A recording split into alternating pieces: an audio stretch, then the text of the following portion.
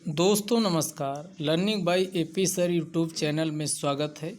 इस वीडियो में हम 576 नंबर से लेकर के 600 नंबर के क्वेश्चन का डिस्कशन करेंगे। तो सबसे पहला क्वेश्चन है कि सिंधु घाटी सभ्यता या इसी को किस नाम से जाना जाता है? इसी को हड़प्पन सिविलाइजेशन के नाम से जाना जाता है। तो हड़प्पा संस्कृति के संबंध में क्या सही नहीं है?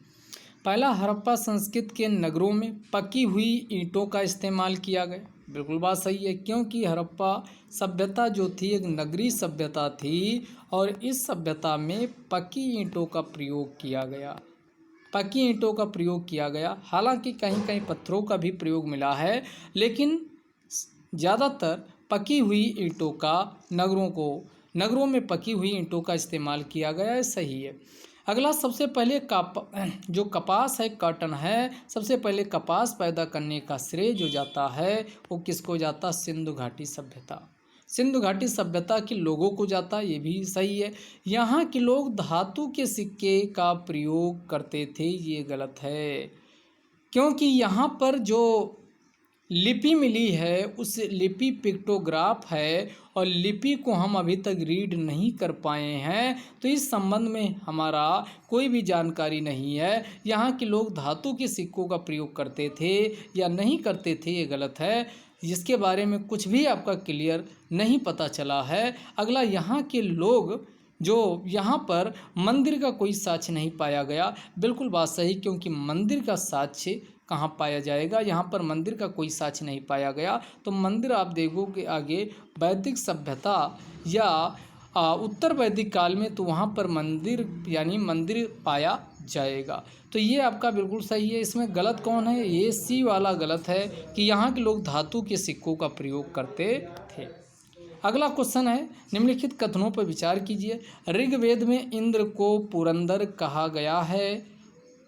ऋग्वेद में इंद्र को क्या कहा गया? तो 4 वेद है, ऋग्वेद है, सामवेद है, यजुर्वेद है, अथर्ववेद है। सबसे पुराना पूछा जाए प्राचीन कौन है? ऋग्वेद है। तो ऋग्वेद में इंद्र को क्या कहा गया? पुरंदर को कहा गया। पुरंदर का मतलब होता है किला का रक्षा करने वाला, तो उसी को इंद्र को पुरंदर कहा गया। उसके बाद इसमें इंद्र के लिए ध्यान दीजिएगा, इसमें इंद्र के लिए 200 नहीं बल्कि 250 सूक्त क्या हैं? समर्पित हैं, जबकि अग्नि के लिए 200 सूक्त समर्पित। तो सेकंड स्टेटमेंट गलत है, तो ये सेकंड गलत है। थर्ड पे आते, अग्नि देवताओं व मानवों के बीच मेडिएटर के रूप में माने गए हैं, ये बात बिल्कुल सही है। तो इसका आंसर 1 और 3 हो जाएगा, ऑप्शन सी हो जाएगा। अगला, बौद्ध धर्म से संबंधित क्वेश्चन है कि बौद्ध धर्म के संदर्भ में निम्नलिखित कथनों पर विचार कीजिए।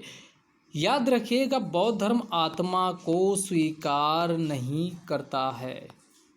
आत्मा को स्वीकार नहीं करता है। फिर प्रश्न उत्पन्न होता है कि पुनर्जन्म कैसे होता है? क्योंकि पुनर्जन्म को इसने स्वीकार किया है, कर्म एवं पुनर्जन्म को स्वीकार किया। तो इसने बताया, जैसे एक दीपक है, ये दीपक बुझ रहा, बुझने के पहले दूसरे दीपक को जला देता है, तो दूसरा दीपक जो है जो जला वो पहले दीपक का क्या है? परिणाम है, और दूसरा दीपक क्या है? पहले दीपक का कारण है। तो ये आपका इसी सिद्धांत को बौद्ध दर्शन में क्या कहा जाता?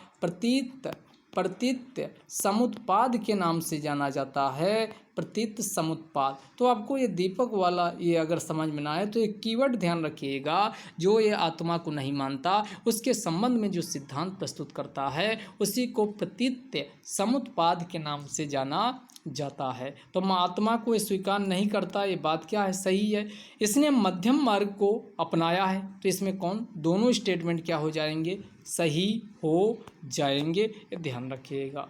अगला, बौद्ध धर्म में जो थेरी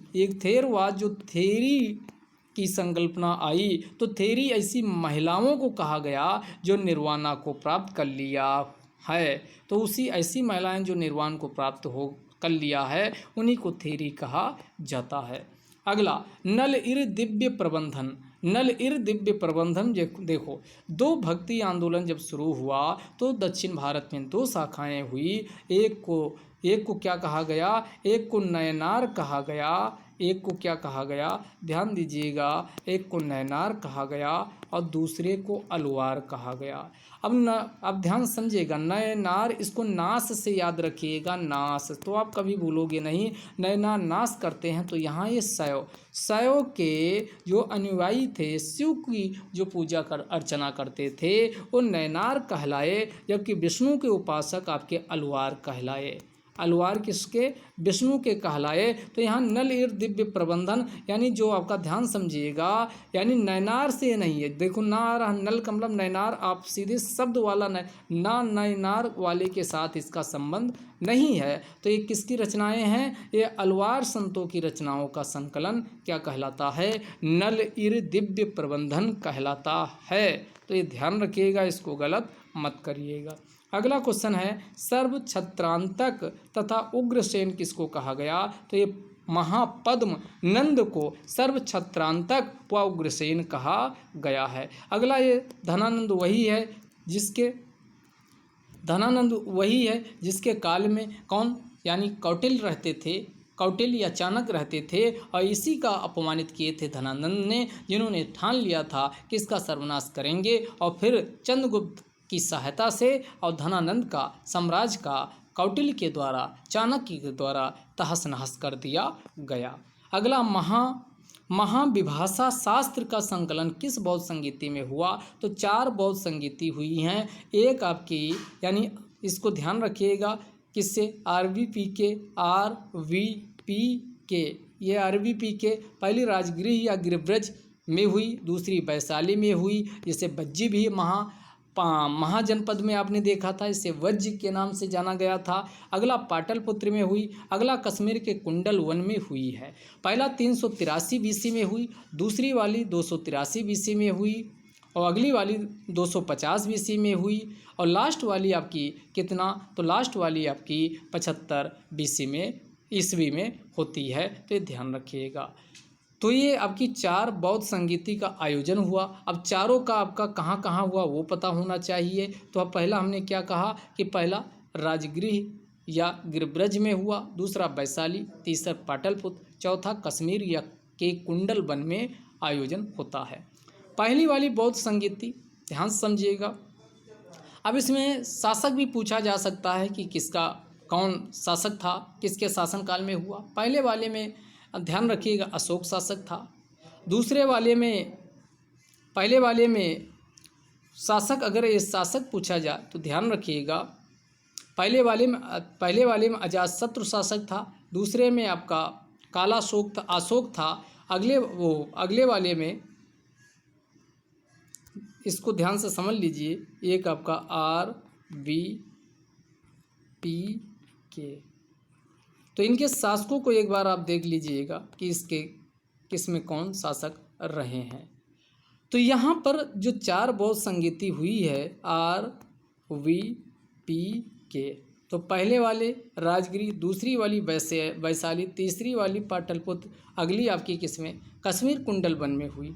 अब यहाँ पर पहले वाले में सुत्त पिटक हुआ, विनय पिटक का संकलन किया गया, और दूसरी वाली जो हुई बौद्ध संगीति, इसमें ध्यान रखिएगा, इसमें स्थविर वहाँ महासंघिक के रूप में 2 भागों में बौद्ध धर्म बटा, और तीसरे में अभिधम पिटक का संकलन किया गया, और चौथी बौद्ध संगीति में ध्यान रखिएगा हीनयान महायान, जो स्थिरवादी थे वो हीनयान शाखा के रूप में जाने गए, जो महासंघिक थे वो महायान शाखा के रूप में जाने गए, और इसी चौथी बौद्ध संगीति में ही महाविभाषा शास्त्र का क्या किया गया, यानी संकलन किया गया। तो इसका आंसर चौथी बौद्ध संगीति हो जाएगा।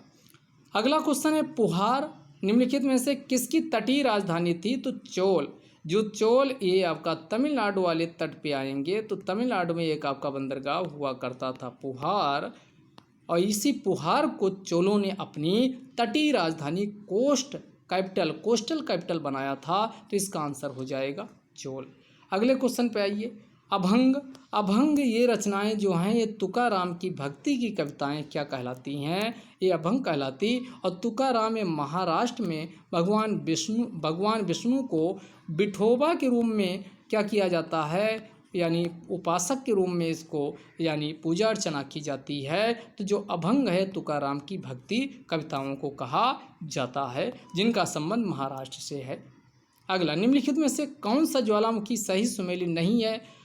चिम्बोराजो, ये इक्वेडोर में है, सही है। माउंट विसुविया से पीछे डिस्कस कर चुके हैं, नेपल्स की यानी नेपल्स में है, इटली के नेपल्स में। माउंट पोपा ये म्यांमार में है, यही यहाँ पर गलत सुमेलित है। तो इसका आंसर माउंट पोपा केन्या की बजाय ये गलत है, म्यांमार हो जाएगा। कटमई ये अलास्का में स्थित है। सस्ता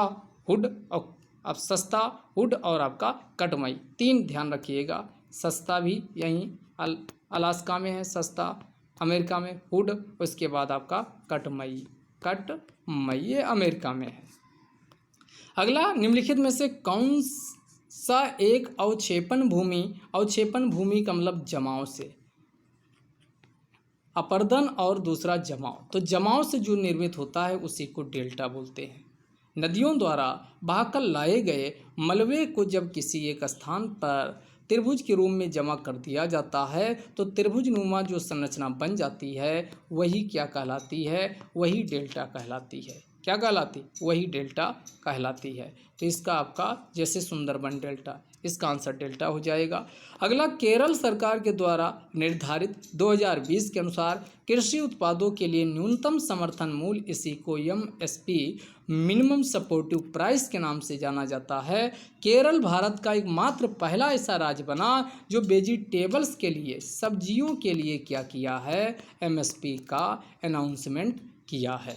और ये जो MSP है ये प्रोडक्शन कास्ट जितनी आएगी उसका 20% उससे ज़्यादा निर्धारित किया गया है। और कितनी, ध्यान रखिएगा, 16 विभिन्न वैरायटीज़ या फसलों के लिए यानी वेजिटेबल्स के लिए इसने MSP की अनाउंसमेंट किया है। तो हम इसमें देख लेते हैं कि 16 कौन कौन से हैं, तो उनकी रेट क्या रखा गया। तो एक है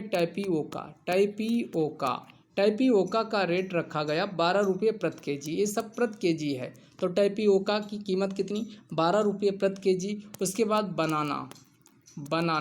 बनाना की कीमत कितनी रखी गई? तो 30 रुपये प्रति केजी रखी गई है, 30 रुपये प्रति केजी। इसी में यानी वायनाड बनाना है उसकी कीमत याद रखिएगा, वो 24 रुपये प्रति केजी है। वायनाड बनाना पूछे 24 है, नॉर्मल बनाना पूछे तो ये 30 रुपये प्रति केजी रखा गया। टाइपियोका 12 रुपये प्रति केजी रखा गया। तो आपके ये 2 याद हो गए होंगे, बनाना 30/24, उसके बाद टाइपियोका ये आपकी 12 रुपये 24 का आधा, यानी वायनाड का आधा ये आपका कीमत इसकी है। 12 रुपये प्रति केजी टाइपियोका की कीमत रखी गई है। उसके बाद अगला, अनानास या पाइन एप्पल, इसी को कहा जाता है पाइन एप्पल।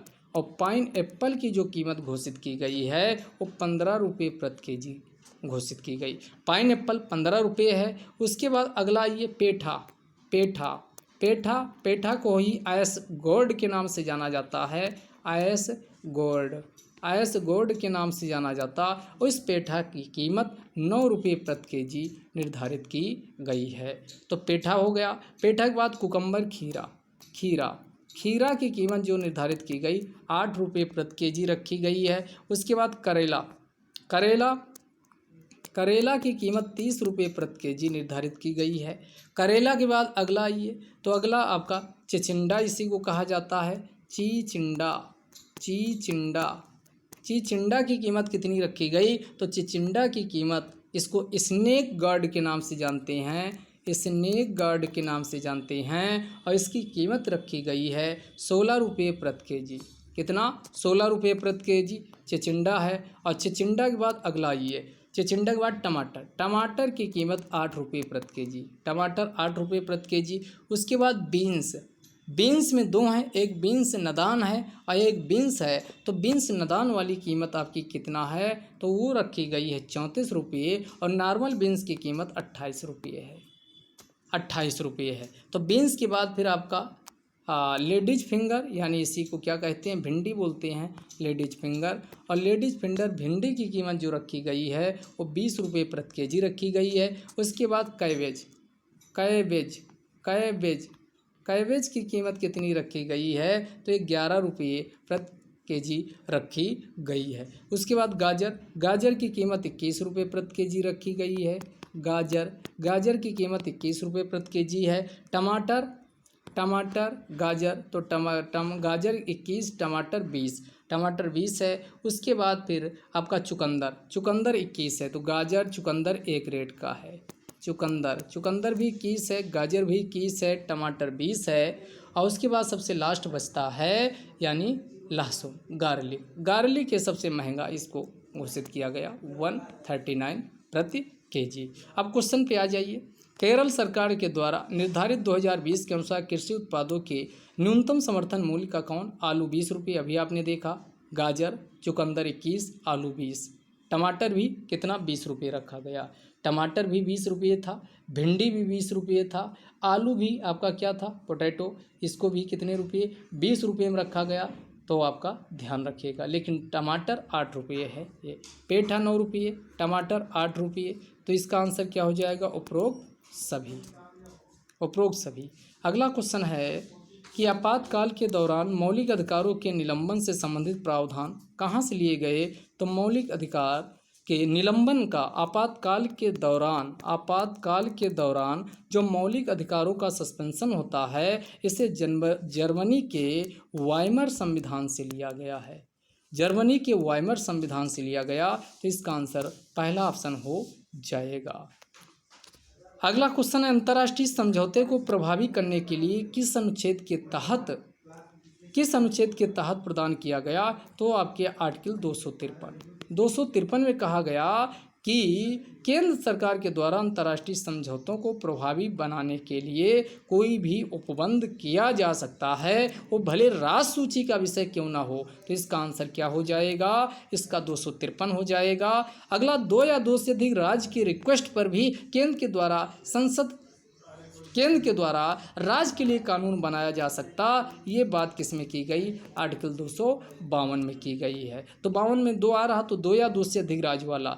अगला यहाँ आर्टिकल 248 ये 48 है, तो आ से 48 आ से अवशिष्ट शक्तियाँ केंद्र में निहित होंगी, संसद में होंगी केंद्र में, ये बातें किस में की गई है? केंद्र में निहित होंगी 248 में की गई। 262 आज सुबह वाले वीडियो में, इसके पहले वाले वीडियो में बताए हैं कि 262 में अगर नदी घाटी, नदी जल विवाद से संबंधित कोई मुद्दा है तो उसका निपटारा कौन करेगा? संसद कानून बना के करेगी। और 263 में इंटर स्टेट काउंसिल की बात की गई, और इंटर स्टेट काउंसिल का गठन राष्ट्रपति के द्वारा किया जाएगा। तो ये सब ध्यान रखिएगा। अगला क्वेश्चन है, निम्नलिखित में से किस अम्ल का उपयोग सोना व चांदी को शुद्ध करने के लिए किया जाता है? आंसर है नाइट्रिक अम्ल। HNO3 का उपयोग चांदी व सोने को शुद्ध करने अर्थात उनकी अशुद्धियों को दूर करने के लिए इसका इस्तेमाल किया जाता है। अब अन्य जैसे कुछ चीज़ें और जान लीजिए कि जो आतिशबाजी में पोटेशियम नाइट्रेट, यहाँ आपका किसका नाइट्रिक अम्ल पूछा है, लेकिन KNO3 इसी को पोटेशियम नाइट्रेट कहा जाता। पोटेशियम नाइट्रेट, इसका उपयोग आतिशबाजी में होता है। इसका उपयोग कहाँ होता है? इसका उपयोग आतिशबाजी में होता है। और इसके बाद कॉपर सल्फेट, ये भी ध्यान रखिएगा, CuSO4। कॉपर सल्फेट का उपयोग कहाँ किया जाता? तो कॉपर सल्फेट का उपयोग कृषि में कवकनाशकों के रूप में किया जाता। ये कवकनाशी के रूप में इस्तेमाल कॉपर सल्फेट का इस्तेमाल किया जाता है। और सबसे ज़्यादा इम्पॉर्टेंट है फोटोग्राफी में किसका इस्तेमाल किया जाता है? तो इसमें सिल्वर ब्रोमाइड, फोटोग्राफी में सिल्वर ब्रोमाइड का इस्तेमाल किया जाता है, सिल्वर ब्रोमाइड का फोटोग्राफी में। और उसके बाद माचिस उद्योग होता है, जिससे आप देखते हो तीली जलती है, उसमें जो पदार्थ लगा होता है उसी को पोटेशियम क्लोरेट बोलते हैं। क्या बोलते हैं? उसी को पोटेशियम क्लोरेट बोलते हैं। तो पोटेशियम क्लोरेट माचिस उद्योग में इस्तेमाल होता है। अब एक और बचा अम्लराज, ये अब बहुत आपके एग्जाम में पूछा जाता है। अम्लराज क्या होता है? ये सल्फ्यूरिक अम्ल H2SO4 होता है, और साथ में HNO3। जब 3 पार्ट इसके H2SO4 के और एक पार्ट आपका नाइट्रिक अम्ल को आपस में मिलाते हैं तो इसी को क्या कहा जाता है, इसी को अम्ल राज्य के नाम से जाना जाता है। और लास्ट आपका है जो कपड़ों पे अगर धब्बा लग गया है तो धब्बे को हटाने के लिए ऑक्जेलिक अम्ल का इस्तेमाल किया जाएगा। तो इसका आंसर आपका हो जाएगा, यानी सोना चांदी को शुद्ध करने में HNO3 का इस्तेमाल होता है। अगला घंटा धातु किससे बनी है, तो याद रखिएगा, इसके पहले हमने कल बताए थे कांसा, कसन। जो कांसा होता है उसी उन्हीं के मिक्सअप से क्या बनता है, घंटा धातु बनती है। तो ये किससे बनती है, कापर और प्लस SN3 के मिक्सअप से क्या बनती है, घंटा धातु बनाई जाती है। अगला क्वेश्चन है डायस्पोर एक अयस्क है, एक किसका अयस्क है, तो याद रखिए डायस्पोर एक किसका, एल्युमिनियम का है। किसका अयस्क है, तो डायस्पोर एक एल्युमिनियम का अयस्क है, इसी को डायस्पोर के नाम से जाना जाता है। अब यहाँ आ जाइए, डायस्पोर के साथ साथ हम समझ लेते हैं कि एल्युमिनियम के अन्य कौन से और या अयस्क हैं। और या अयस्क कच्चा माल होता है जिससे शुद्ध माल यानी उसका जैसे एल्युमिनियम को प्राप्त किया जाता है तो उसी को अयस्क के नाम से जाना जाता। तो इसका याद रखिएगा ABCC का फेल, ABCC का फेल, इसका ध्यान रखिएगा ABCC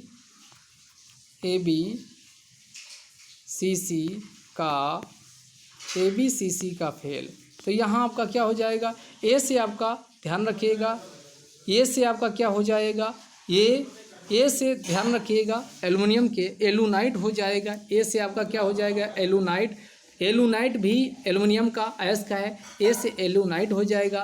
बी से आपका बॉक्साइट हो जाएगा, बी से बॉक्साइट हो जाएगा। सी से क्रायोलाइट हो जाएगा, तो ABC। फिर अगले सी से कोरंडम हो जाएगा। तो आपका एलुनाइट, बॉक्साइट, क्रायोलाइट, कोरंडम और उसके बाद का से आपका क्या हो जाएगा, कावोलिन और उसके बाद फेल से आपका फेल स्पर हो जाएगा, फेल स्पर। तो ये जो हमने नाम लिए ये सभी बॉक्साइट के इसके एल्युमिनियम के अयस्क हैं। किसके हैं, एल्युमिनियम के अयस्क हैं। तो एल्युमिनियम के अयस्क पूछा जाए तो जो नाम लिए वो आपको ध्यान रखना है। इसके बाद आपका कॉपर का, तांबा यहाँ आया एक ऑप्शन, तो क्यूप्राइट, तांबा का याद रखिएगा क्यूप्राइट, तांबे का क्या, क्यूप्राइट ध्यान रखिएगा अयस्क होता है। उसके बाद आपका चांदी का, तो चांदी के आपके दो रूबी सिल्वर, हर्न सिल्वर, ये इसके अयस्क होते हैं। तथा सोना की बात की जाए तो इसमें सोना का याद रखिएगा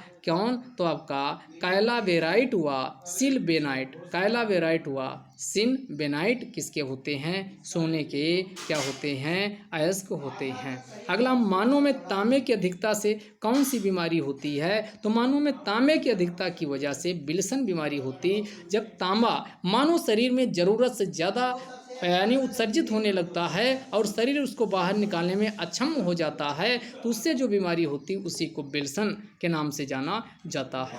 जानवरों के प्राकृतिक आवास में उनके व्यवहार के अध्ययन को क्या कहा जाता, तो इसी को इथोलॉजी के नाम से जाना जाता है। अगला क्वेश्चन है, कॉफ़ी का pH मान कितना होता, तो 4 से 5 के बीच होता है। तो इसका आप 5 आंसर लगा दीजिए। कॉफ़ी का pH मान 4, लेकिन यहाँ रक्त का ध्यान रखिएगा 7.4 pH मान होता है। तुलसी का वैज्ञानिक नाम क्या है, ये आपका क्वेश्चन पूछा है। तो तुलसी का वैज्ञानिक नाम ओसीमम सैंकटम, तुलसी का वैज्ञानिक नाम ओसीमम सैंकटम है। तुलसी का वैज्ञानिक नाम ओसीमम सैंकटम है, ये ध्यान रखिएगा। अगला आपका क्वेश्चन पूछ रहा है, भारत में कितनी मान्यता प्राप्त राष्ट्रीय दल हैं, तो टोटल अब 8 हो गए हैं। NPP ये सबसे लास्ट मान्यता प्राप्त राष्ट्रीय दल है। अगला क्वेश्चन, सेंट्रल मार्ग प्रयोगशाला किस शहर में, तो नागपुर में इसे स्थापित किया गया है। अगला, निम्नलिखित में से कौन सा उष्ण कटिबंधीय रेगिस्तान सही ढंग से सुमेलित नहीं है, तो इसमें पेटागोनिया चिली व अर्जेंटीना की सीमा पर है, बाकी कालाहारी बोत्सवाना में है, काराकुम किजिलकुम तुर्कमेनिस्तान में है, गिब्सन ये आपका ऑस्ट्रेलिया में है और उसके बाद पेटागोनिया ये गलत है, चिली व अर्जेंटीना में है। और आज का लास्ट क्वेश्चन है, केरल सरकार द्वारा निर्धारित 2020 के अनुसार कृषि उत्पादों की एमएसपी का कौन सा ही सुमेलित है? तो इसमें चिचिंडा ये 30 रुपये के जी, अभी बताए, गाजर 21 रुपये के जी, करेला 30 रुपये के जी। इसका आंसर उपरोक्त सभी हो जाएगा। तो अगले वीडियो में फिर मिलेंगे। धन्यवाद।